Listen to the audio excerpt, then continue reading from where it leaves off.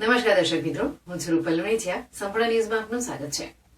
દેશ અને વિદેશમાં અનેક જગ્યાએ આગ લાગવાની ઘટનાઓ બનતી હોય છે, જેમાં મોટી હોનારતો પણ સર્જાતી હોય છે અને જાનમાલને નુકસાન થતું હોય છે.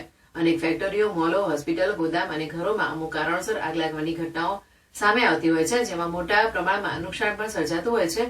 તેવો જ એક કિસ્સો ગુજરાતના બનાસકાંઠા જિલ્લાના દાંતા તાલુકામાં આવેલા ચીખલા ગામ પાસેની એક ગરીબ આદિવાસીના ઝૂંપડામાં આગ લાગવાની ઘટના સામે આવી છે, જેમાં ઘર વખરીનો સામાન અને તેમના ઘરે બાંધેલા બકરાઓનું મોત નીપજ્યું છે.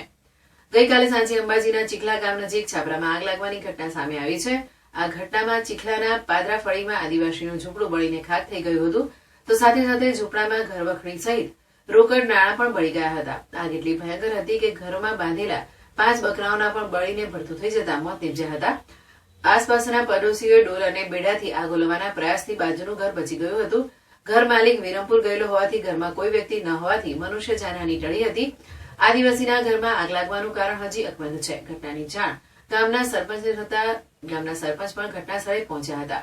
આ ઘટનાની જાણ પોલીસ સ્ટેશન અને તાલુકા પંચાયતમાં પણ કરાઈ હતી.